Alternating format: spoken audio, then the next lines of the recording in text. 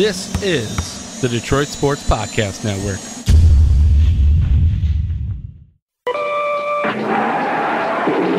Oh, yeah. Uh-oh. Huh? Oh, yeah. Hey, Kool-Aid! Oh, yeah. Kool-Aid's here, bringing you fun. Kool-Aid's got thirst on the run. Get a big... Wacky Wild Kool-Aid style! Wacky Wild Kool-Aid style! Kool-Aid soft drinks! Oh, yeah. So now, hey, Kool-Aid to the rescue. The one for kids' big thirst. So I... Oh, yeah? Hey, Kool-Aid! Oh, yeah. Here comes Kool-Aid. Here comes Kool-Aid. I'm gonna save the day. Brand soft drink mix. Oh, yeah. Here comes Kool-Aid to save the day. Blue Kool-Aid, man. I'm all in. I'm all in after what I saw on this Sunday afternoon. Honolulu blue Kool-Aid. Indeed. I tell you what. I don't know where you're at, Kevin, but I'm all in on the Lions. It's just like the Lions to have to lose a game like that. Like, to where you play pretty well, but, like, you just let a guy jog 99 yards because you think the play's over. That part stinks. And you extend the ball when you can't see what's in front of you at the goal line. They kind of teach you not to do that in running back school. But I thought it was going to be a lot worse. Like, with Slay out, with Daniels out when they lost Diggs, I thought it was going to be a lot worse. And it's a game they probably should have won. With 2 minutes left against Pat Mahomes, they had the lead, and they had him on 4th down and 8. And I tell you, sometimes there's a guy who he just beats you. And Pat Mahomes is one of those guys who will just beat you. All those guys. I mean, the lateral from Kelsey to McCoy gets him an extra 20 yards. Like, it's a broken play. He's scrambling for his life, and all of a sudden you somehow pull off a hook and ladder.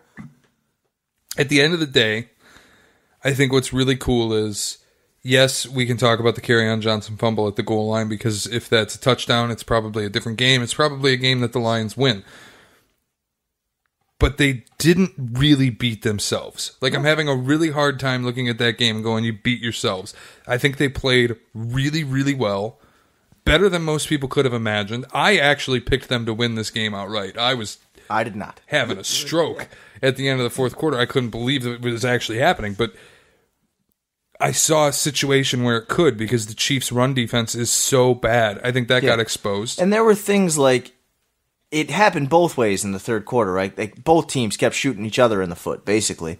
Gaudet has the drop touchdown pass, and the next play it's a fumble, and you don't get any points. Like, but then you come right back down, you strip it, and then you give it back, and then you strip it again. Like, I don't know who told them to punch the ball this week, but whatever defensive coach emphasized that in a meeting, said these guys carry the ball like assholes, punch it as much as you can. It worked. And I'll tell you something, that defense, it's good. Yeah. Like, it's actually and Kansas City does carry the ball like assholes. They do. I don't understand why all of them do that. But Andy Reid has soup brain at halftime with his timeouts. Yeah. Dude can't figure out what to do. But no, just in general, I was really impressed with what I saw from the Lions. After seeing them do this to Patrick Mahomes, how many teams can say they haven't allowed a touchdown pass from Mahomes? Has that ever happened? I'm not It was sure. last year against Jacksonville. I don't think he threw one. Then Maybe. now Threw a lot against against Detroit. them this year. But I think that's it. I think those are the only two games where he didn't throw a touchdown pass, Jacksonville and Detroit. Might be. And they were absolutely outstanding at getting pressure with four guys. Oh, yeah. They kept, and I know they didn't have Eric Fisher, but it's not like Eric Fisher is an all-pro left tackle. He's a good left tackle. I think there's an argument that he's been disappointing based on where they He was drafted the him. number one overall pick. Like, Yeah. I mean, somewhat, but again, like four guys, constant pressure all game long. They kept getting there, and that's without Daniels. And I think part of that is Trey Flowers maybe earned a little bit of that contract today. Sure.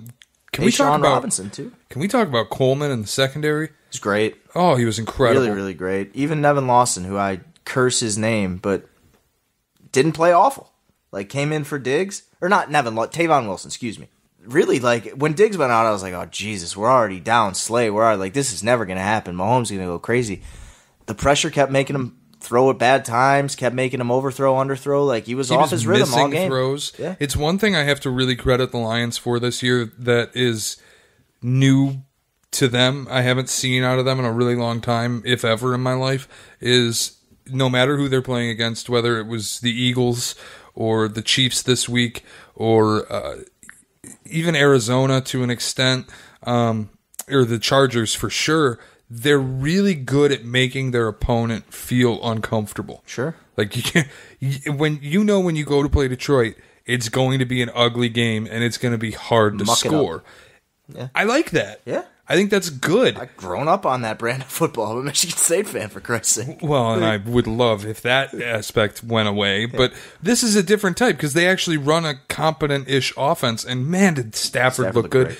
I know that Kansas City's defense is bad. 6 yards a carry they're giving up. And the secondary just can't guard for long periods of time. But I'll be damned. Sometimes as an offense, you need to play a defense like that to get rolling. I think Carrion started to see what he needs to do right. Not just Carrion. I mean, Galladay, other than a drop pass in the end zone, I think he made up for it with his actual touchdown catch. He didn't get a foot down. Yeah. He got one little cleat. That was a good catch. Not a toe, not anything. One little cleat made some rubber fly up, and that counts as a touchdown, which was awesome. Should have been a game-winning touchdown. Absolutely. And Marvin Jones played great. Hawkinson, before he decided to concuss himself, played outstanding. He was great, yeah. I don't know why he jumped. I'm drinking the Kool-Aid, and that's why I led the show with it, because I'm all in on this team. I think it's a good football team. I think when you watch the Bears and the Vikings play that outdoor game where the Bears just suffocated, and the Vikings defense has looked good. It's looked limited because they haven't asked Kirk Cousins to throw it all, but Dalvin Cook has looked great. Yeah, Dalvin Cook has looked good. Kirk Cousins, not so much. Diggs has been terrible. Thielen hasn't been tremendous, but he hasn't been awful. But the point is, you look at that game where Chicago now doesn't have a quarterback. They're going to ask for 6 weeks out of Chase Daniel, which who knows if Mitch even has a job. The finesse god, Chase Daniel. Yeah, preach your talk about Chase Daniel before I finish my point. In 11 seasons, has a 2-2 record as a starter. That's 4 games in 11 seasons that he's been asked to start. His career cash earnings is just north of $34 million. Finesse god. They call him Mr. Daniel at the bank. Yep, put him right there next to Carl Crawford. Outstanding. Except Carl Crawford actually had to play. True. Chase Daniel, it's very true. He can play forever. He hasn't gotten hit. It's very true. Yeah, so they're going to have 6 weeks out of Chase Daniel because Trubisky injured his other shoulder. And again, who knows if Trubisky keeps his job. I'm feeling a Henry Rowing Gardner situation. They're going to bring him back. He's going to throw left-handed. All of a sudden, he'll be able to throw left. It'll be great. That rumor that Mitch is left-handed is one of my favorite in the league. Honestly. I look at that. I look at the Bears and the Vikings. I don't think either of those two teams are good. I look at the Packers. I think the Bears might be good. Honestly, even with Chase Daniel, it seemed like, hey, now we can use the whole field because our quarterback can throw to the left. But are they better than the Lions? Their defense is so good. Like, Khalil Mack is so good, and Taylor Decker is so bad that I fear for Stafford's life when Taylor Decker has to go one-on-one with Khalil Mack all game. Who is the guy from Denver that Schlereth was ripping apart? Schlereth basically ended Garrett Bowles' career. There's was 76. 72 again. 72. There we go. Holding on 72. Oh, good God, what an awful afternoon. And then you look at the Packers against the Eagles, and Aaron Rodgers played out of his mind, but the defense, I think, got exposed on the ground. They could not stop the run. When they didn't have Devontae Adams, all of a sudden they couldn't complete a pass. Yeah, and now they're really thin on receivers. Thankfully, it sounds like Adams isn't going to be out for a super long time, but again, like, if he's limited in the game... Turk's a bitch, man. Yeah, and if Slay takes him away as an option, and you have to go to Geronimo Allison or the corpse of Jimmy Graham, like, you're in trouble. I think the Lions, there's a case to be made right now. They're the best team in the division. I can't do it. Like, I can't allow myself to believe it. The wildest thing about this is they lost today, but I feel like they won. Convincing loss. I feel like they won. Had they not given up a 99-yard jog, they win that game. Yes. Especially imagine if Johnson scores on the next play. I really feel like they won that game. And it was a moral victory. Moral victories be damned. I always say there's no such thing as a moral victory in sports, but today was a moral victory. And it felt like one. I know I picked them to win and they didn't, but they covered, and a lot of people didn't even think that much was possible. They proved they can play with the best offense and I know it's like, oh, Mahomes' first game indoors. It's easier indoors. Like, why are we saying that that's a big deal? Like, there's no air. Like, you can throw wherever you want. Anything indoors, especially for that type of offense, should be way easier to operate. They also proved to me that they won't get scared. No. And that's huge because I looked at the Bills today playing the Patriots, and Josh Allen was terrified. Yeah, I would have been. So for them, the Lions, I would have been pretty scared too. But for the Lions to prove to me that not only can they compete, but that they won't get scared of the big boys is huge. It's huge progress. And Stafford just has... There's some times where I watch Matt Stafford and I'm just like, hell yeah. Like everything, he's got a hip injury and he's ready to truck a linebacker to get a first down. And I'm just like, oh yeah. And then I watch him throw it a triple coverage and I don't like it so much. But he didn't do that today. That rush he had today, when he evaded like 3 tacklers and then he finally went down, he got up and he had this look on his face that I don't know that I've ever seen from him. But I could tell, just in the look on his face, I could tell that he was thinking, I am the baddest motherfucker on the planet Earth right now. He got named the all-franchise quarterback at halftime. I think he gave him a boost. Like I'm telling you, I haven't seen him look that confident in a really long time. I was he excited. Looked tremendous. He had me going there. I think as a football team, just the progress that I have seen out of the Lions this year, and I was one of the first to say I don't think Matt Patricia is the guy. I still don't. I'm not sure he is. I'm still not convinced, but he's going a long way towards getting me there. They seem to like playing for him more and more every week, though. I will say that. Like, there's reactions you can see from the guys on the bench when they interact with him. They seem to like playing with him or playing for him more and more with each week. I think guys are starting to really buy in. One thing, that 4th and 8, I know it's like you're asking a lot, when especially it's Pat Mahomes and he extended the play for as long as he did. Right.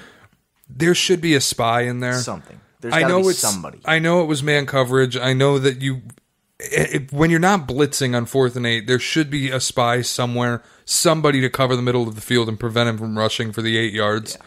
I get that sometimes it's just not going to happen, but it was weird because then the next play they did put a spy on, and it was some different type of coverage. I'd have to go back and watch the film, but I know there was a spy, and they gave up like soft coverage, easy completions for Mahomes. It was the defense down the stretch of that final drive was not tremendous. No, they looked gassed. There was one play they were only rushing 2, and it was.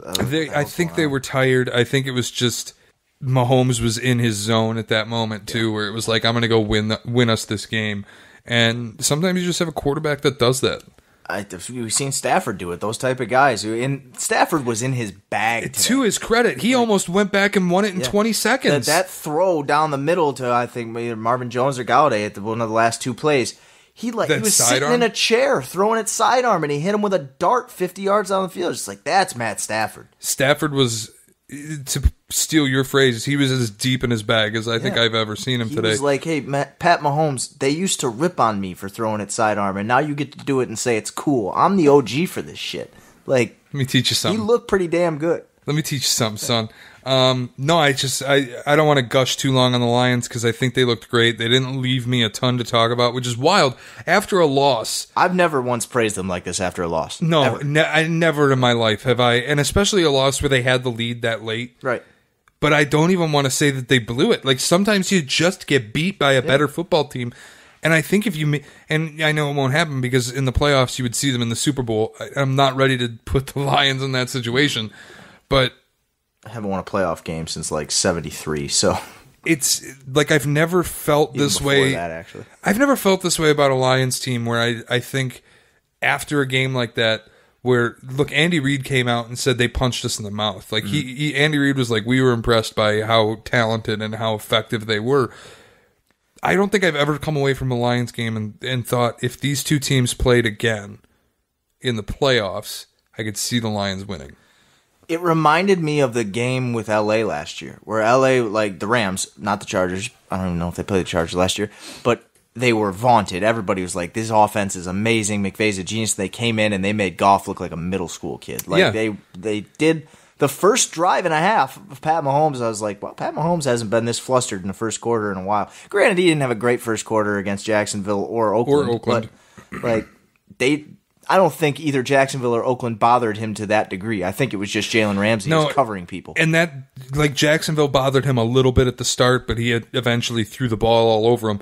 Oakland bothered him a little at the start, but then he threw 4 touchdowns in a quarter. Throw it all over him is an understatement. The Lions bothered him at the start and then kept bothering him. I haven't even seen the Patriots do that.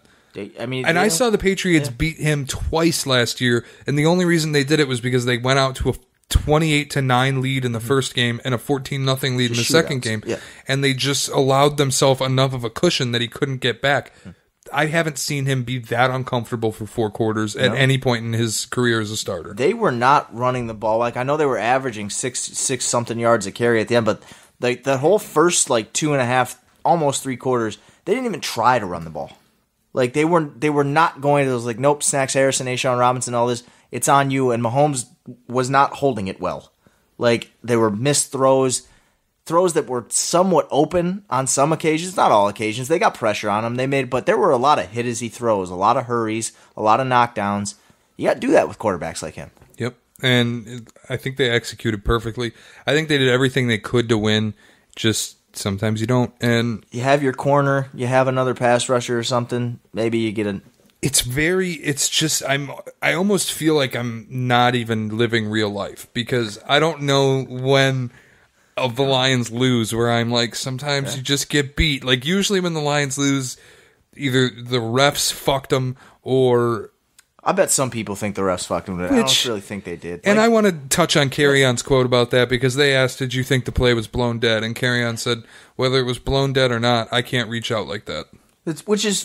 It's real, and since it's this same crew that either last week or 2 weeks ago at the Saints and Rams blew it dead and cost them that. So I understand the reluctance to blow it dead. I think when there's a pile like that, like the Saints Rams one was not at the goal line and was not really a pile situation. That should have been whistled. It should have been whistled. There's a pile, forward progress is done, you whistle it. Like, he's almost laying down. He just happens to be laying on top of someone, so he's not down. Yeah, I thought it should have been whistled too. Yeah. And that's where I even texted you live in the game, and I was like, I think it's imperfect if you blow the whistle because you take away a touchdown. Right. It's imperfect if you don't blow the whistle because the spirit of the play was over. Yeah. If that makes any sense. The Lions stopped playing. Yeah. They were standing really still. Did.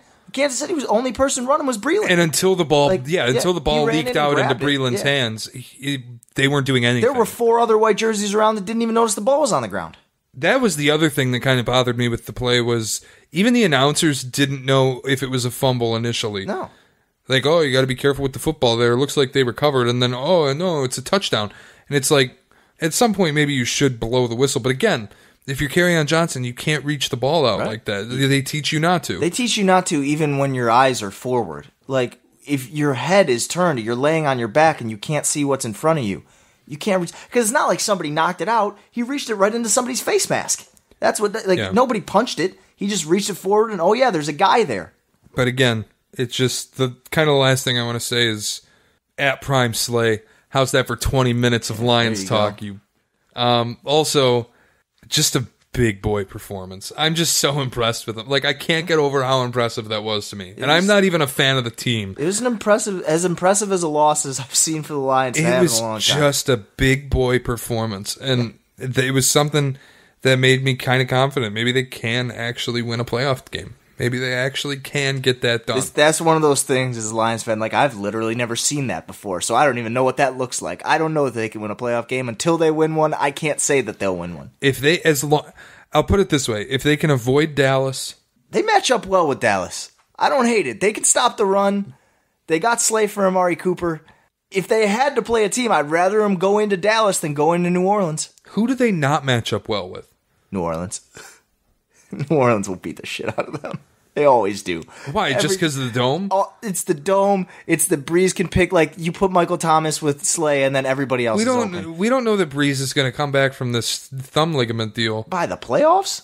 But no, I'm saying we don't know that. That's fair. He's also 40 years old, That's man. That's fair.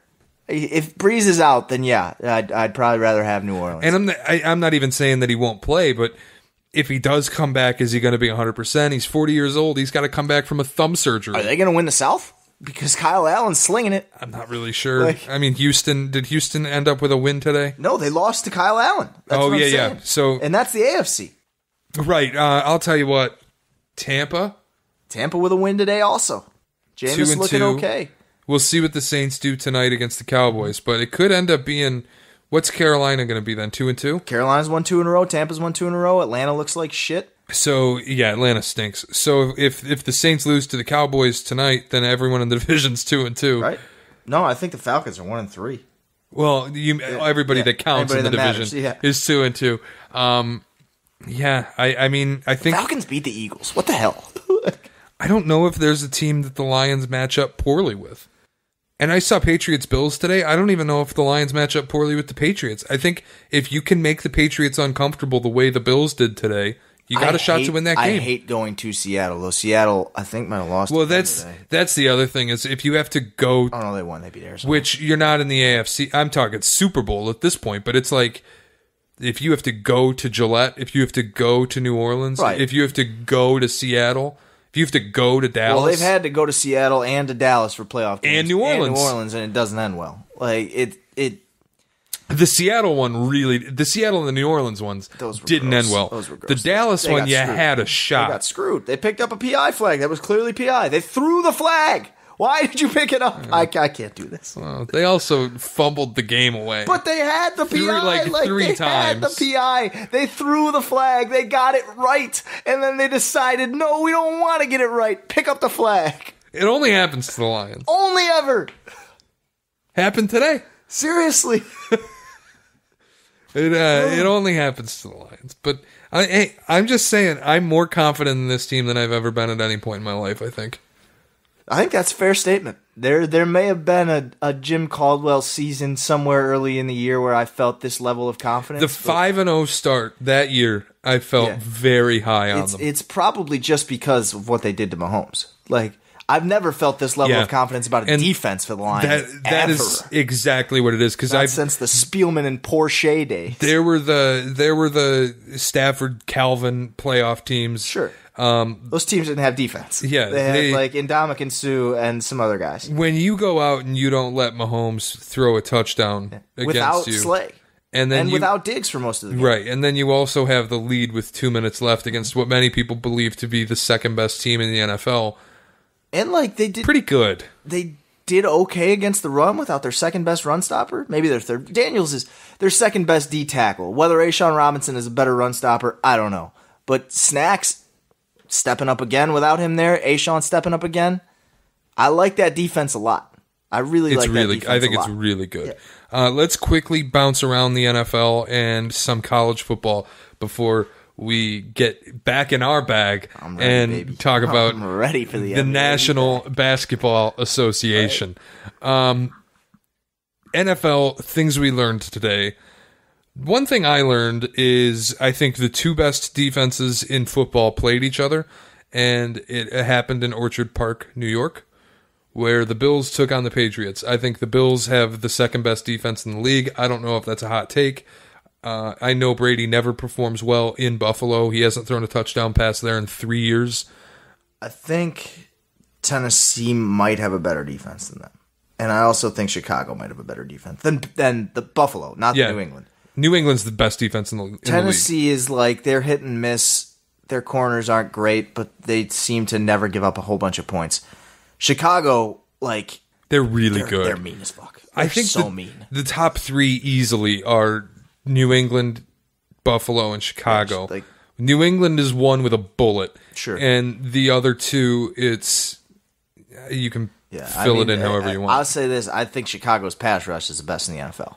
Oh yeah, And that goes even without saying. Stopping the they're just across their front seven's so good. Like, and their They're back end scary. is so good too. Like Kyle Fuller's probably a top 5 corner. They made Kirk Cousins look like a scared little boy today. He couldn't looked even like hold a on to the ball when he child. was getting tackled. Like it's a fumble if you touch him. He looked like a scared child. Riley Reef looked twice as scared trying to block Khalil Mack. What else did we learn in the NFL today? Cowboys are up 3-0. Live updates for you guys here now. Cowboys are up 3-0. Tremendous. It's like mixtape. I don't know if anyone listens to mixtape. They were watching Packers Eagles on Thursday night while recording a podcast, and every once in a while there would be a, "Oof, Rodgers sucks, dude." Speaking of Packers Eagles, there's something I learned. Matt LaFleur never should call a play again in his life. Judging by the comments in the press conference, I'm not sure he called all those plays. I think he gave something to Rodgers. He's like, nope, I'm throwing it. Honestly, and I tweeted it. I don't know if you saw it, but I tweeted it during the game, and I said, I'm just assuming Aaron Rodgers called those plays at the line of scrimmage because it's way funnier to me. They asked LaFleur, and he was like, why did you throw it for 4 times or whatever? He's like, I don't know. Should have done it differently. I should have, or something like that. Like 5 plays. 5 plays inside the 5-yard line in the final 2 minutes of this game. 6 because one of them was a PI?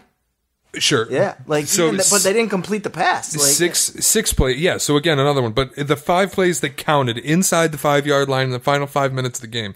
Pass incomplete, pass incomplete, pass incomplete, pass incomplete, pass intercepted. Maybe fucking run it. Like, just once? I don't know what to tell you. You don't have Devontae Adams. Why not try to run? Like, especially when you need 1 yard. What's the shortest distance between 2 points?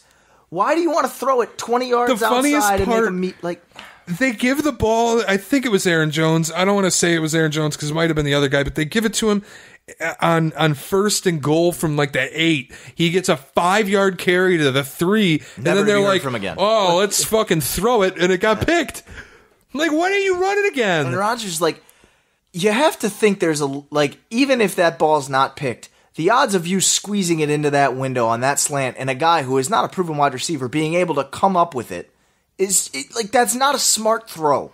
Everybody's going to say, oh, it got tipped, hit him right in the chest. It's not a smart throw. He knows it's not a smart throw. It's just the only throw he can justify to himself in that situation, and he wanted the ball and he wanted to throw it. They literally ran the same play the Seahawks ran in the Super Bowl. Yeah, same one. The exact same play, the exact same result, and it's happened every time. Before the Super Bowl, I think that play was successful like 47 out of 47 times. You can't run it. Since the Super Bowl, I don't think I've ever seen that play end in anything other than a pick. It's always. It's just the blueprint's out on that play. Don't ever run it. Just never run it. The Packers looked so good for the first part of that game. Like, Rodgers to Adams was basically unstoppable. It was incredible. They were just slinging, even to Jimmy Graham. Like, he looked so good. His scrambling ability was it was the best I've seen in 3 years from him. For sure. It was incredible. Other things I learned today: Daniel Jones, the Redskins frat boy, are trash, though. Yeah, they stink. They are so bad. They stink. Also, are the Bucks good, or do the Rams also stink? I don't know if the Bucks are good. I don't think the Rams stink, but I also do think Bruce Arians is starting to whisper into that ear of Jameis Winston, and Jameis Winston just might be a quarterback. Like, I think Bruce Arians. I'm not saying he is. I'm not saying he is yet. I'm thinking like the process has begun to where Jameis Winston has gone and played 2 pretty damn good defenses on the road and looked serviceable. Not great, serviceable enough to beat the Panthers on a short week in Carolina. That's a division game. I love this. And then to go to the West Coast and beat a damn good defense in LA. I don't think Jameis Winston's going to be a Pro Bowler, but if they have a really good defense in Tampa, Jameis Winston might be able to beat Brad Johnson. The Seahawks are the most confusing team in the NFL, and I continue to not learn anything about them. We have nothing for Cowboys Saints. The Rams, by the way, I don't think they stink. I did think they were the worst of the undefeated teams, and I still think the Niners are worse than them. Okay, let's include the Lions. So let's go Lions. They lost today. I know, but I'm saying so did the Rams. So that's fair. Let's go Lions, Rams, Bills, Patriots, Chiefs, and Niners. Those were the 6, right? Yeah, the Bills were probably... Were the Bills the worst? Team. Yeah, probably. Their defense was very good, but we saw what they are. Yeah, Josh Allen threw 3 picks. Yeah, it was. And then it was not good. Matt Barkley came in and threw another pick. Shouts to modern day quarterbacks. The Niners I don't buy, and I get that they have this unbelievably innovative offense, and Shanahan has this crazy mind, but they don't have anybody. Look at their roster. George Kittle's your best player. I tell you, next week they host the Browns on Monday Night Football. The Browns were out for blood today. Oh, yeah.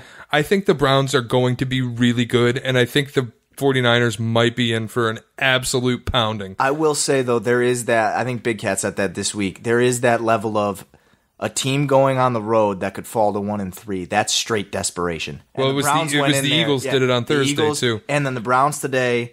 And honestly, I'd say in part the Bucks. Like, the Bucks were a little desperate today. They went in there. I think any team that has a chance to go 1-3 is going to show that, like, hey, if we go 1-3, our season's basically over. Which is wild, but still, that's the thought. The Bucks are also really, really fucked now because I don't think they play one home game for the next 9 weeks. The Bucks? Yeah. Haven't they only played one? They play for the next 9 weeks. They play all road games. They have a bye week and they go to the Giants. and they go to London. So one of their home games is in London, and they don't have a home game for I think 9 weeks now. That's tough. So I think they're just kind of unfortunately screwed. Yeah, that's tough. But that division, we just talked about that division. Stinks. It's Kyle Allen and Matt Ryan and Teddy Bridgewater and Jameis Winston. But I do think the Browns, just because I know the desperation is there, but I also think this team at some point was going to be better than what they were the first few weeks. Sure. The 49ers lining up for them on Monday night off a bye, but it feels like a probable win. I would agree it was the Bills and the Niners were the worst undefeateds, then Rams, Lions, then Patriots, Chiefs at the top. Yeah. Yeah, that's fair. My thing with the Niners is just simple. It's like I don't know who any of your players are. Like you've got Jimmy G and George Kittle, and then it's like Matt Breida and all these guys. Like Torrey Smith is gone. All these I don't know any of these guys. How can they be this good? And granted, Richard Sherman, yeah, but now, yeah, I know it's like, not the LOB corner. Richard Sherman. Yeah, he's got to be a top 10 corner. He's close, man. I don't know if he's a top he's 5, on the outskirts. top 3 corner. He's like 8, 9, 10 then maybe. If he's in the top 10, he's not in the top 7. Gilmore, Ramsey, Fuller. I'd take Slay in front of him. I would too. Yeah. So there's some guys. I might take Xavier Rhodes in front of him. I would probably take Xavier Rhodes. There's a few guys. I don't know if he's there, but the thing with the Browns too, even though they look great this week and everything's good, Odell had 2 catches for 20 yards. I'm going to need to see some stuff out of Odell Beckham pretty quick. Jarvis Landry showed up, though. Absolutely outstanding today. Jarvis Landry showed up. Let's flip over to college really quick. I want to start with a simple question. Did you learn anything about Michigan when they played Rutgers? No, it's Rutgers. Thank you very much. Somebody said, and I was like, Michigan State, Wisconsin, Ohio State, Penn State. It should not count as a Big Ten game in Iowa. When those 6 teams play Rutgers, it should not count as a Big Ten game because they're not in the same league. It's when I started coming and hearing the takes, and I was operating for Western Michigan football, so I was listening to the update desk there, and they kept saying, Michigan now 52 points on Rutgers. I think it's safe to save their back, guys. I'm like, Jesus Rutgers Christ. At home. They're playing Rutgers at home. You're playing Rutgers in Ann Arbor. And I don't want to hear about Rutgers. They fired their coach today. It's week 4. They launched Chris Ash out of a cannon. No one was calling for that. There was no national Chris Ash needs to go. No, I don't even think Rutgers fans gave a shit. I didn't see anything. Nobody from Rutgers alumni fan or anything, was going to fire Chris Ash and his offensive coordinator. It's been hot in Piscataway. But good Lord. You're talking about... Well, Michigan's back. Oh, my God. Josh Gaddis on the sideline. It's massive for this team. Dude, you beat the shit out of a team that just decapitated their head coach in week 4. It's a classic move by Gaddis. It was just the overreactions for Michigan's back, and I got to hear, well, Shea Patterson played great. Dude, it's Rutgers. Joe Milton played better than him. Joe Milton came in there, he's slinging it around. I still think that guy's better than Patterson. They put a bullet in Chris Ash's forehead. The best coach they were ever going to get, and they shot him in the forehead. Yeah, he'll be somewhere real quick. Rolled up his body and dumped it in the Hudson River. I don't know what we're talking about when we talk about Michigan's back. Michigan State, Indiana. I learned that Michigan State can win a game when their defense doesn't play its A game, and I also learned that they're going to get stomped 52-6 against Ohio State this weekend. I don't think that the offense is fixed.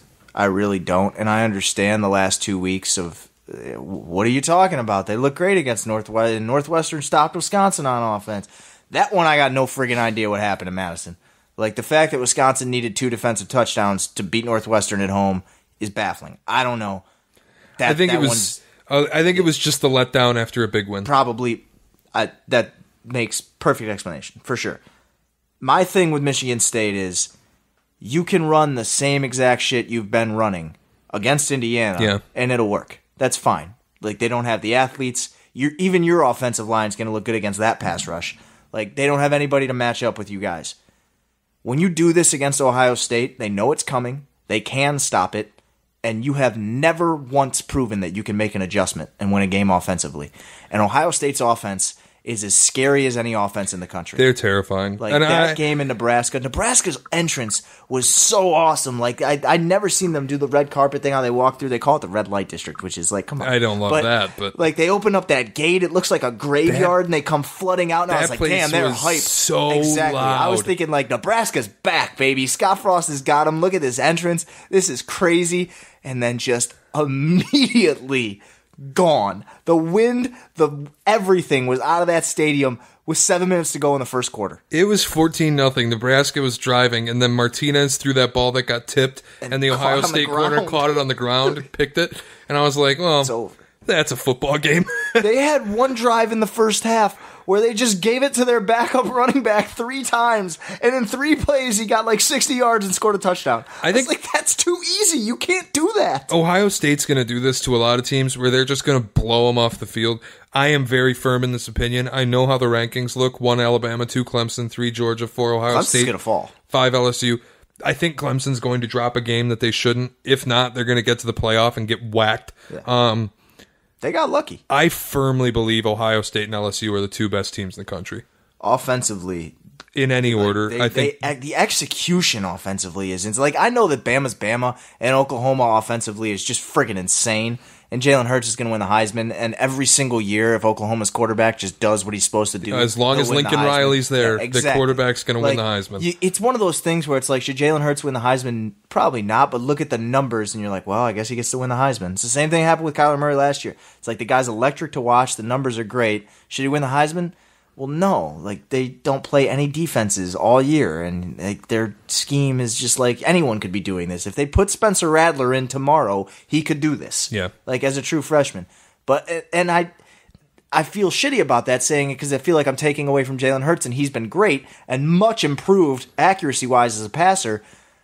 But you're Oklahoma. Like, I expect you to run it up and do that type of shit. All you do is offense.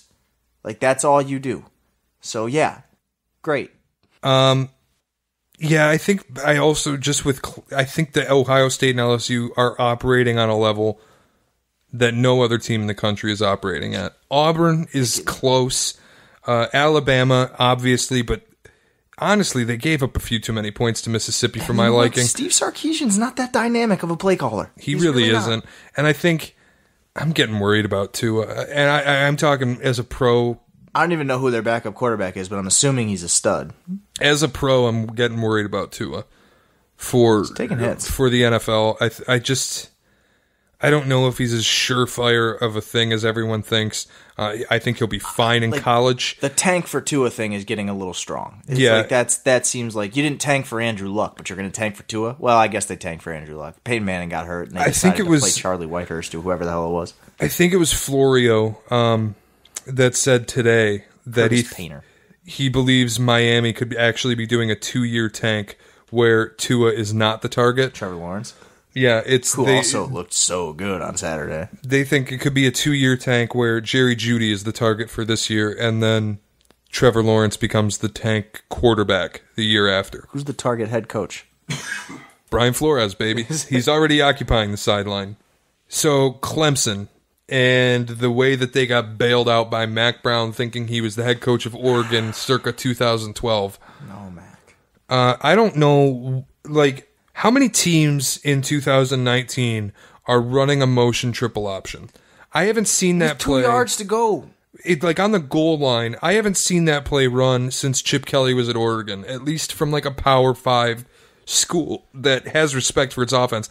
I haven't seen a motion triple option. A true freshman quarterback playing in his first real big game. I get they played South Carolina, but this is his first real big game. You're North Carolina. You don't have the athletes to be beating corners from Clemson to the pylon in a motion triple option. No. You don't have the athletes to beat the linebackers. You have two, and I don't want to harp too much because it was a freaking miracle that they were in this place to begin with, but you have two options there. You either hand the ball to the fullback or you run a naked boot for your quarterback. That's it. Just let him move, let him roll the pocket, and let him throw. Like, that's all. And you can do the old Auburn play with Lutz and Kirk, and rest in peace, where they run him out, or they wheel the fullback out late, and he's wide open in the corner of the end zone on the naked boot. Like, there's so many things you can do. Don't run a triple option gadget play with your 18-year-old quarterback. It's not going to work against that defense, against most any defense, but especially that one, in a do-or-die situation where all 11 guys are going to sell out to make the tackle. Like, he had no chance.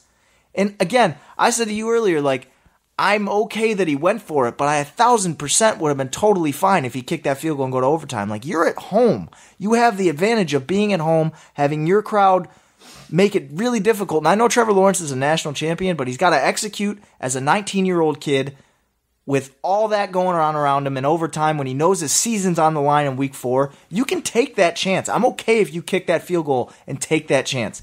Like, if you lose like that, I'm okay with that too. Yeah, it was just a weird late game management. But again, you're going up against the number 1 team in the country, and you're unranked North Carolina. What are you going to do? Right. Other than that win brought him back. Like, if they would have won that game, if he somehow sneaks a modicum of that ball across the goal line, or even touches the goal line, Mack Brown's a hero, and we're talking about Clemson being in the Holiday Bowl or something. I don't know. My only other thing that I'm taking away, and I might say this every year until it actually happens, and it probably will never happen because they'll never want to give up on the TV deal that they have, but Notre Dame at some point should be convinced to join a conference because losing to Georgia as an independent essentially eliminates you from playoff contention. Right.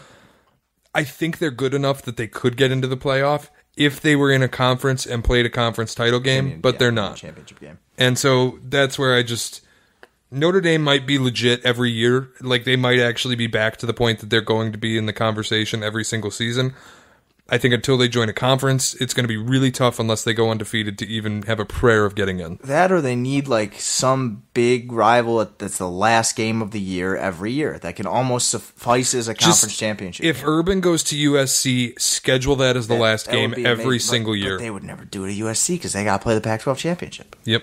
Like, if there were one other independent, this would work, and you guys could just play the Independence Championship at the end of the year. BYU. Notre Dame and BYU. BYU did, like, Mountain West or some kind of, like, somewhat affiliation now, like Notre Dame did, too.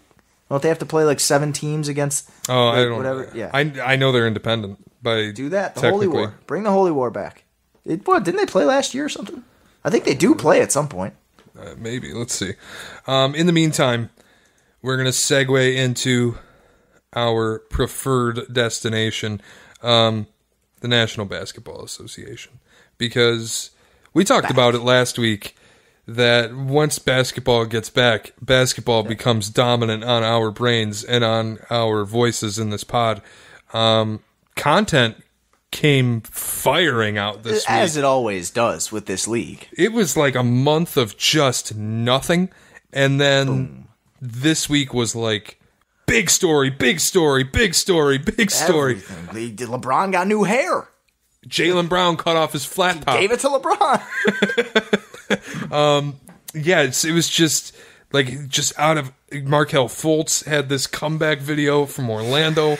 The bulk of which was spent tying his shoes. Yeah, well, ESPN dropped their top 100 players currently in the NBA. I have a lot of issues with the list, as I'm sure you do too. Yeah.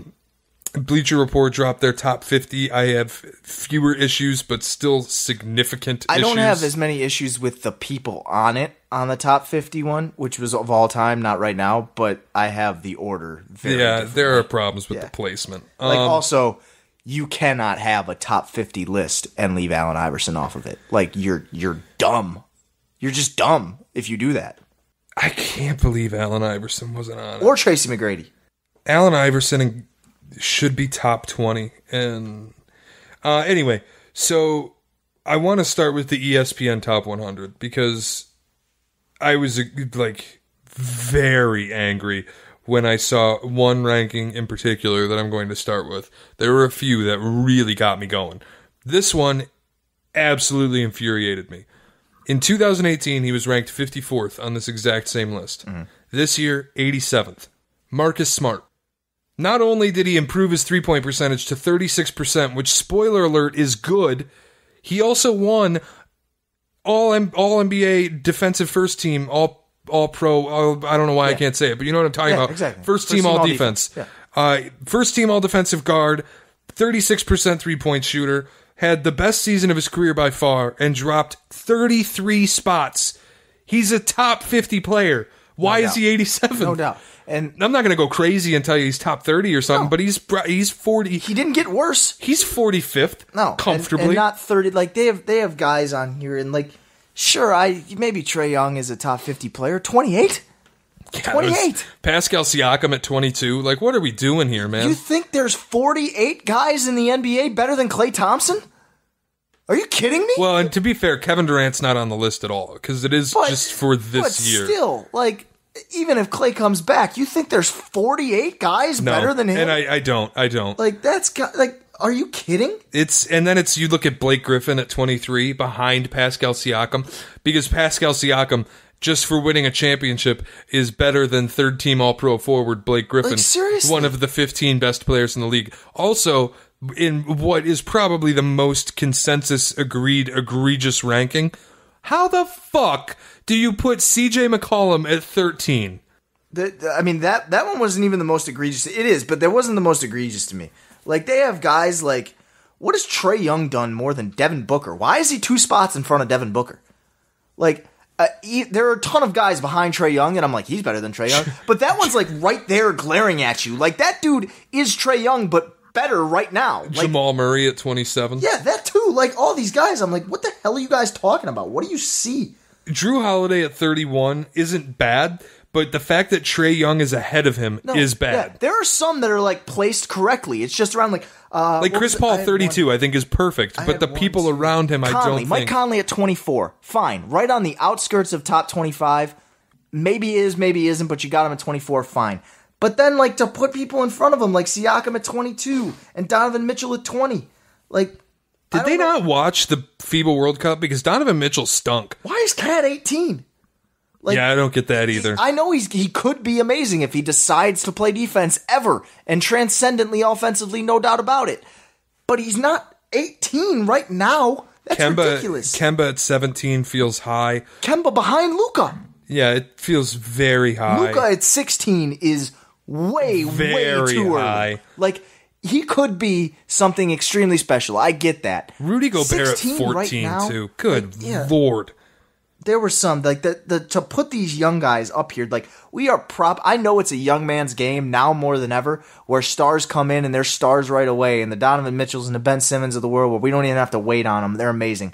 But to put Luka Doncic as the 16th best player in the NBA, when you have Klay Thompson at 48? It's insane. What? Al Horford at 37. Yeah, like, 21 spots behind Luka. There are 21 players in between Luka Doncic and Al Horford. Right now, today, who's better, Luka Doncic or Al Horford? It's not even a question.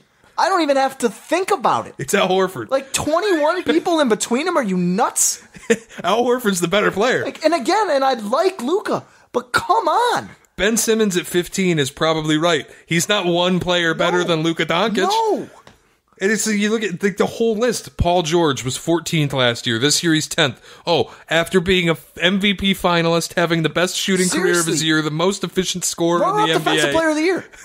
like, what are we? DPOY finalist, first team All Pro. Paul George, number 10. Congrats, buddy. Here's 4 spots. Like, they're really the only ones that I like is, like, maybe 10 through 1 I can deal with. I gotta also, and I think once you get to the top 10, you're picking on preference more than anything. I can live with their top 10. Once you get outside their top 10, I'm like, you gotta be kidding me. I gotta say. For 90% of the list, literally, I'm just like, this is horseshit. I gotta say, Kawhi at 2. And I know I much of last year's playoffs, I said I think he's the best player on the planet right now, but I think we've gotten a little overboard with the Kawhi takes. Still should have been 1. Like, I think LeBron should have been 1. I am like maybe the only person out here who is still saying, even after an MVP season, we should probably pump the brakes on Giannis until he starts shooting consistently. Because right now, that's as good as he gets. The only thing he can add is a shot. And if he doesn't add it, I get that he's an MVP, but is he? His team's about to get worse, too. Oh, like, not about to. They're worse. And I think the Kawhi takes are just... I love Kawhi. I think he's a great player. Are we going to sit here and pretend that he has the creation ability of LeBron or James Harden or Anthony Davis? Are we going to sit here and pretend he has the passing ability? Like, as good as he is at what he does... high in assists, I believe, is 7. Right. As good as he is at what he does, I think he's kind of a one-dimensional player who's just really good at that one dimension. But he plays both ends. Yeah, but... For sure. Is he better than Steph?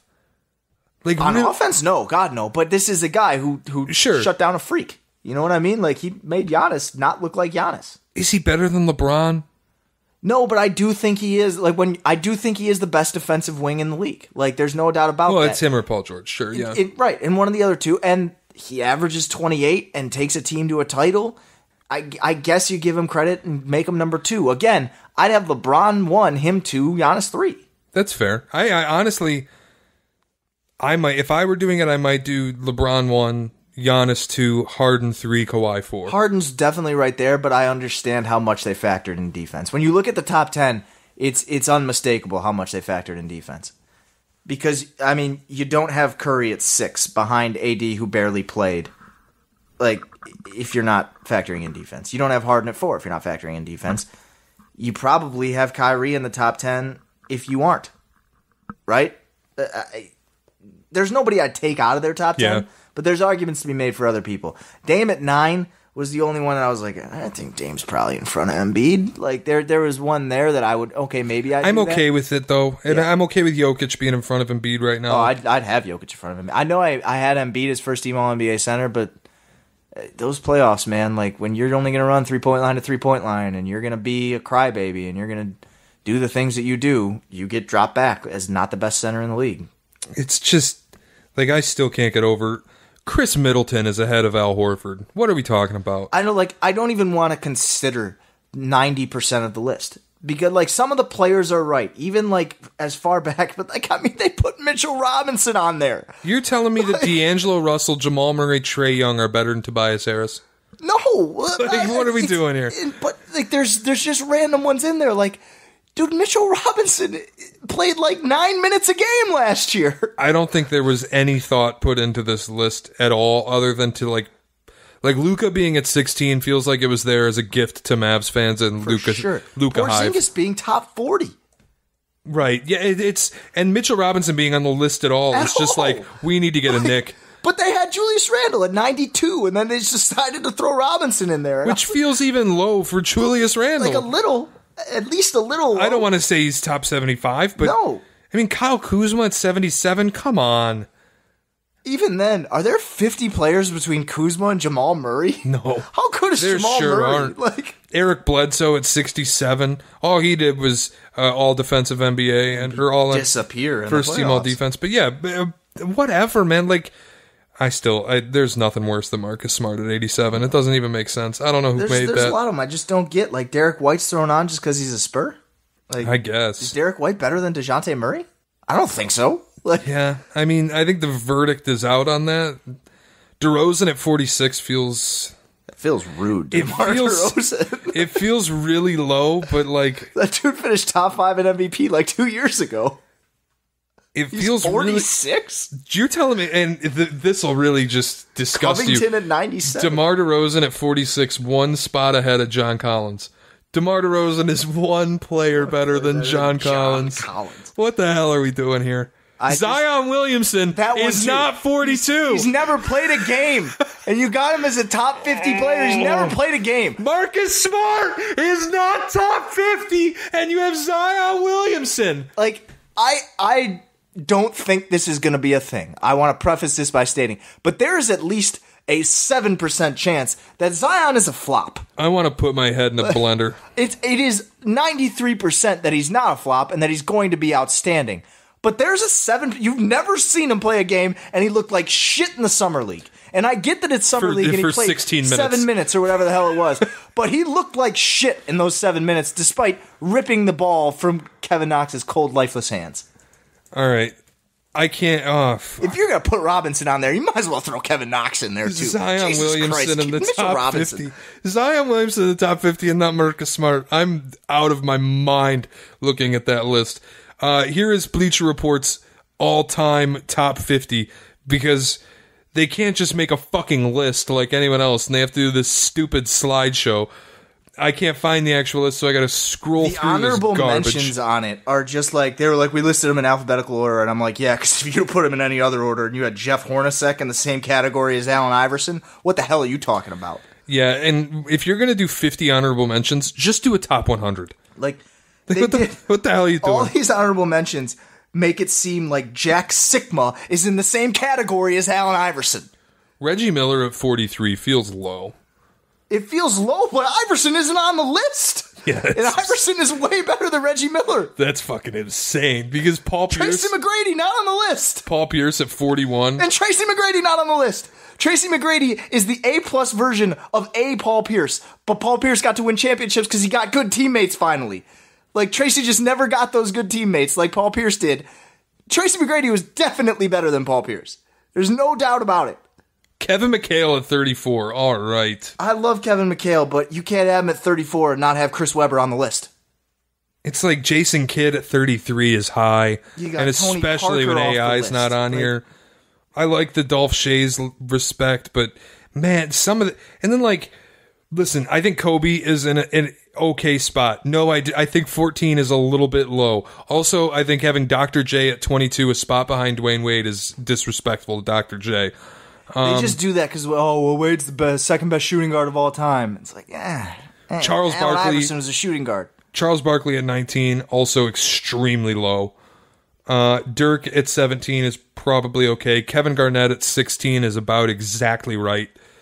KD at 15 feels both low and too soon. I just like the whole list to me loses everything because I'm looking at guys that I'm looking 50 through 35, and every single one of these guys I put Iverson in front of them. Every single one, and it's not even tough for me. It's like Adrian Dantley. No, and it really should no be doubt. everyone in the top. Everyone not in the top 20. Allen Iverson should be in front of because Seriously. And he's a there's people top in the 20 top 20 all-time that player. I put him in front of, and I'm biased as hell. But I'm taking Iverson over Wade 10 times out of 10.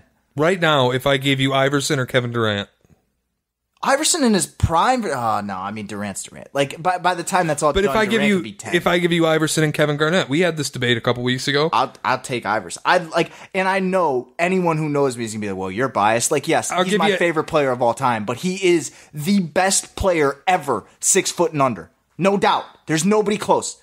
6 foot and under, he's the best player ever. Dirk or AI? AI. I agree. Stockton or AI? I agree. Every time. He should be in the top 20. It makes no sense that he's not on the list at all. I love Manu, but Manu can't be on this list if Tony Parker isn't. Here's the thing with Kobe at 14. I don't mind it. I would bump him up to 12. I think it's absolutely fucking insane to have David Robinson at 12 ahead of Akeem Olajuwon and Kobe Bryant. Having David Robinson in front of Akeem Olajuwon and Kobe Bryant is nuts. They got Bob Pettit in front of Jason Kidd. Also, Steph Curry in the top 10. I'm sorry. I love Steph. It's too soon. It's too soon to do it, but I think it'll be there. It will Like, be. yeah. And there's a case that it'll be top 5, top 3 by the time he's done. But There's not a single person on earth who has changed the game as much as Steph Curry. No. Not even Bill Russell. I know, but like if you really think about it, like not even Bill Russell, really. I mean, Steph made big guys shoot. Everybody's got to shoot now. Like you can say Dirk started that, but no, like there still weren't that many big guys shooting until 2011 when Steph was like, "Yep, this is what I do," and everybody's got to do this or they're gonna fall behind. Even LeBron had to shoot. Everybody had to shoot. Like I know Bill Russell is the original game changer. And he should be given credit as the OG game changer, but I still don't think he changed the game more than Steph Curry. I mean, Steph literally broke coaches and Seriously. GMs' minds. Like Seriously. he broke Daryl people's Morey's mind brains. is still broken. Like, Yeah, Daryl Morey can't is not figure that shit recovered. out. Daryl Morey, by the way, if you just like pull Harden aside at halftime and say, "Hey, buddy, shoot a mid-range," you have an NBA championship right now. But you didn't. One thing I will give this list credit for is putting Tim Duncan at 7, which Very few all-time lists do, but it is absolutely respectful of both Tim Duncan, and it's accurate. And I will give them one little ounce of credit because a guy you never, ever hear talked about in the top 25 or in the top 50 for that matter, who is maybe a top 5 to 10 scorer ever, is Elgin Baylor. And he's on there at 24. Yep. And that's a great move. Have him in the top 25 because finals after finals after finals, and all you're doing is giving Jerry West credit. Like, that dude could fill it up. I think the top 5 with MJ, LeBron, Jordan. Yeah, MJ, LeBron, Kareem, Magic, and Larry is pretty much exactly right. That's fair. I can't beef with any of that. Shaq at 6, I enjoy because I rarely see it. I usually see Kobe ahead of Shaq, which I think is fucking criminal, to be honest. If you put Kobe in front of Shaq, you should be locked up. And then Tim Duncan ahead of Kobe, rather. Also great. Basically, the only thing I'm going to praise this list for is not putting Kobe in the top 10 because most lists just do it to appease the nation of Kobe stan. Yeah. Instead, this Bleacher Report, for every other thing that they got completely wrong, the top 10 is pretty good. I would swap out Steph. That's my only real complaint. Thankfully, they didn't put Kobe in it. That's all I can give them credit for. My thing with these lists is maybe it'll just go away as time passes, but I don't know how to quantify Wilt Chamberlain. Like, it doesn't seem like... You can't even watch his games online. Did you just put him at 9 because you were like, well, he's got to be a top 10, right? He's Wilt. And it's like, well, then just leave him off and leave a little footnote that says we didn't include Wilt Chamberlain because it's just different. But I do think it's the same thing with Bill Russell, and that's why Now, I've done a list like this before. I posted it on Twitter a couple summers ago, and I made a rule where if you played before Larry and Magic entered the league, I'm not putting you on the list. And it's really how it should be. Because I think that there's a modern era of basketball that started with Magic and Larry. You don't, like... I'll draw a hockey comparison once. It's like Gretzky may be the greatest of all time, but ask Gretzky and he'll tell you, like, no, it was Gordie Howe. It's just a different game then. Yeah. Like, yep. It's just different. It's just different. Gretzky started a modern thing. Like, basketball started with Magic and Larry. The way it is now started with Magic and Larry. And yes, you can make the Jerry West case and the Elgin Baylor case and all of, but in reality, modern basketball, the way you see the NBA, at least somewhat now, started with Magic and Larry. Yeah, and the other thing is, like, whoever made these lists, you didn't go back and watch Wilt or Bill Russell. How do you know what Bob Pettit was like as a player? Yeah, you don't. Why is he on there and not Iverson? You watching a ton of Bob Cousy tape, or are you just lying through your teeth? It's the same thing with, like, Oscar. Like, and maybe Oscar's a little bit, it definitely is more recent, so you can quantify it a little bit better. But there's just guys, it's like, they played an entirely different game. Havlicek used to dribble the ball with an open palm. Like, it's just... Those videos of Bob Cousy's dribble moves are... Cousy, yeah, I said Havlicek. They're so funny. Yeah, like... Dude, he would be having the ball stolen every dribble. Every single time he put it down. Dribble. He'd be having that fucking thing taken from him. What else do we have to do for the NBA? We are running hot on time, so whatever it is... LeBron got new hair. We're always going to know how tall the players are now. That's a new one. Oh, how tall? Who's the shortest player? Well, it's going to be Isaiah Thomas. Oh, yeah, but it's going to be like a cool 5'5". How many inches? How many inches is Kemba sweating when he has to get measured? I bet Kemba shoes? comes in at like a cool 5'10" and a quarter. You think? I was thinking like 5'9" is possible. I always hear somewhere around 5'11", which makes me think it's an inch shorter. So I'm going to give him that quarter of an inch and boost him to 5'10" and a quarter. I'm excited to find out if KD's actually 7 feet. I don't know that he is. I just think everybody else is going to be shorter. I think, like, everybody who's like, look at the picture, Boogie's 6'11", KD's 6'9". I think Boogie might just be 6'10", and KD's 6'10" also. Like, I don't think anybody's 7 feet.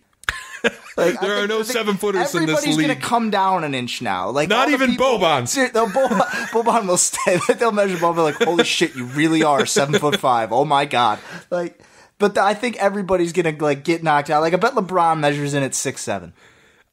Buddy Hield lying about his age is also one of the funniest things That's ever the funniest in my part life. of it is he didn't lie. I think he was lying about his age. That's how I'm going to say it, damn it.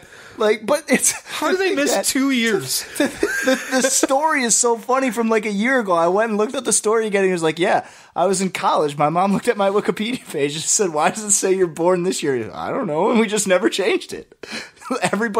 Nobody asked me from the team. They just put what my birthday was on Wikipedia. It's like everybody just uses Wikipedia and doesn't realize it could entirely be wrong. Even NBA media personnel get their own players' averages off Wikipedia. The funniest thing was there was a poll. It was, would you rather have Jaylen Brown's next contract or Buddy Hield's next contract?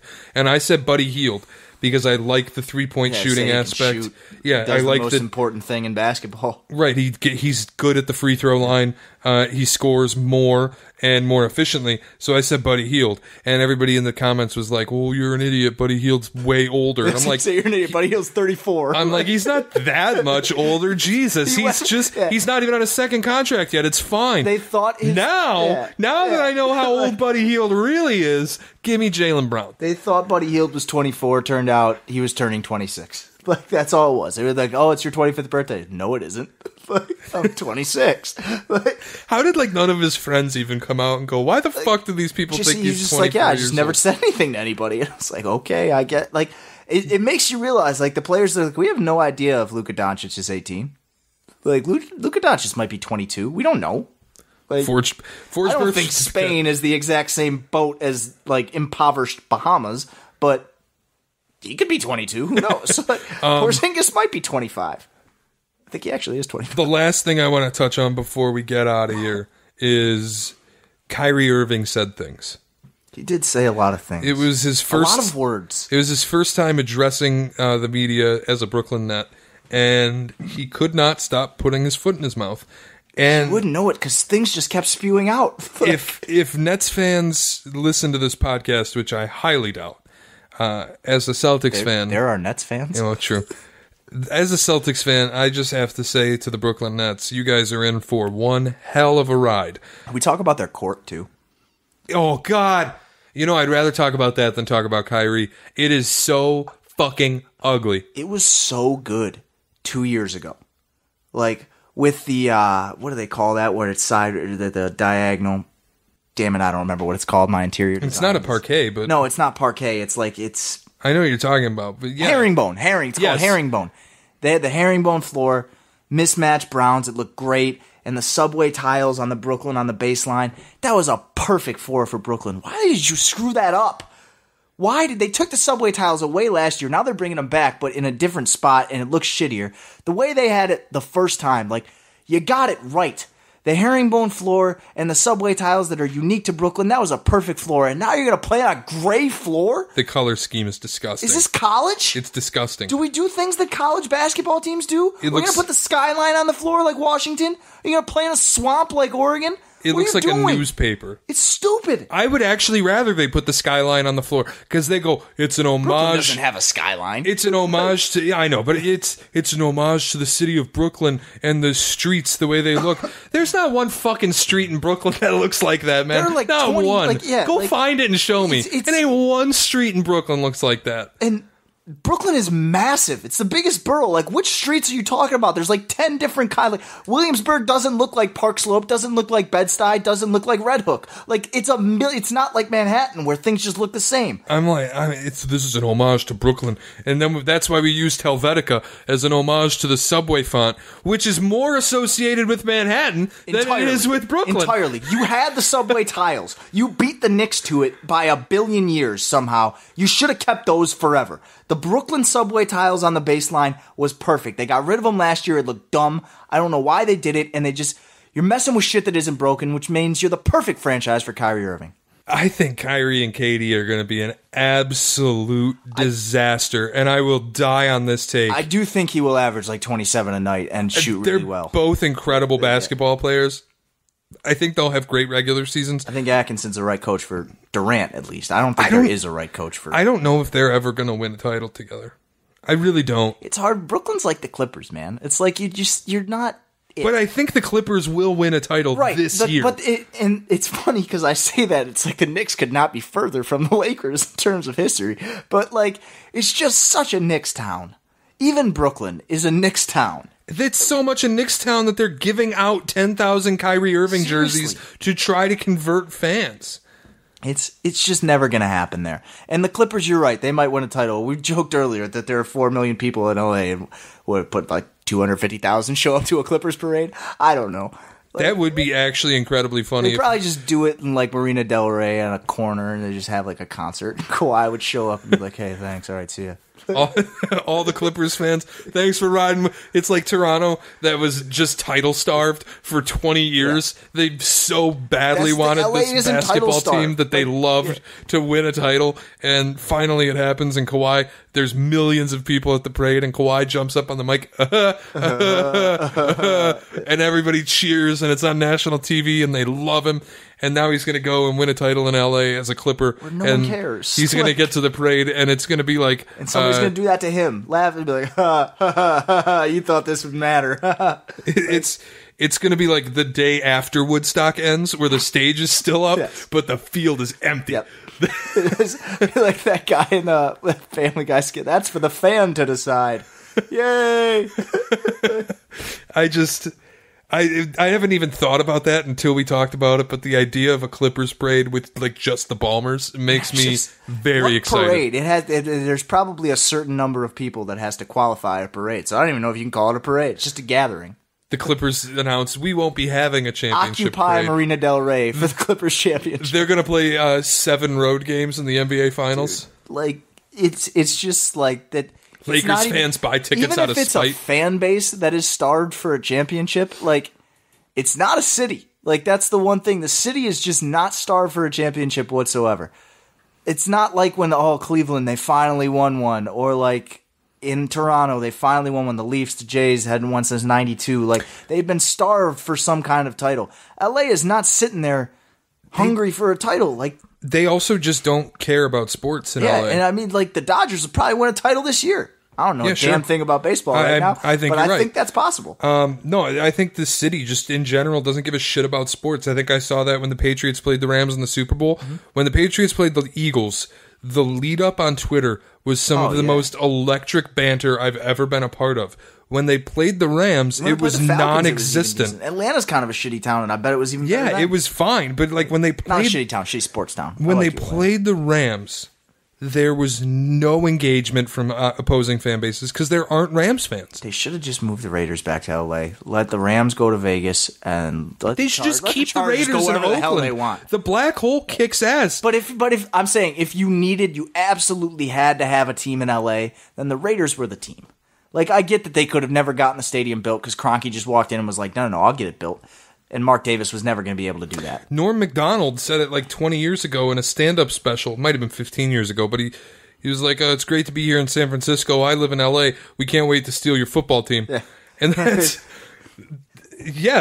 exactly what should have happened. That's 100% it. Like, the Rams leaving St. Louis just because they didn't want to build a new building there and Stan Kroenke wanted them out of St. Louis. Why couldn't they go to Vegas? Like... Why did it have to be the Raiders? The Raiders are like the only football fans in LA are Raiders fans. The LA Rams had history in LA. But in Orange County. Yeah. The only football fans in LA are Raider fans. And USC fans. Yeah, USC. Yeah. I was going to say UCLA. Yeah. But that's it. The only pro football fans are Raiders fans. They're not they're going to convert fans to the Rams just because the Rams are good. Like, could you imagine if the Rams sucked? Nobody would care. Look at the Chargers. The Chargers were great last year. They were last in attendance. They still don't want even Ice Cube says all the time, just take the Chargers back. Like, they should not move into the new building. The Chargers leaving San Diego should have been an interim basis and now go find somewhere else. Not we're moving into the building with the Rams. They should not share that building. They should move somewhere else. We've gone on enough of a tangent, but honestly, it still pisses me off that the city of San Francisco wouldn't do anything to keep them because... San Diego. Or San Diego, it wouldn't do anything to keep them because it's just, they don't make sense in LA. It doesn't. The LA Chargers... billionaires pay for their own stuff. The Los Angeles Chargers still doesn't roll off my tongue. I don't say it. They are the San Diego Superchargers for all of eternity. Sure. They should go back. Everyone in LA wants them to go back. Nobody goes to the games. You're going to move them into a new building where you'll never sell out. A soccer stadium that fits 30,000. They can't sell it out with their own fans. Yeah, it fits. I think 35,000 is capacity. I got to look it up because I just got to make sure I'm right. Last year they averaged I think 22,000 fans. And it's 60% of them from the other team. It's the other team being like, "Ooh, free trip to LA." Like, well, not free, but like trip to LA. Watch my team play in LA. Oh, look, wow, the tickets are this cheap? Oh, my God. Capacity at StubHub is 27,000, which is absolutely embarrassing to be an NFL team's home stadium. And play at the other soccer stadium. The new one's probably even better. And the Chargers, for the second week in a row in 2017, were putting tarps over seats because they couldn't sell them. Shouts to the Pistons. So Just do it with T-shirts. There you go.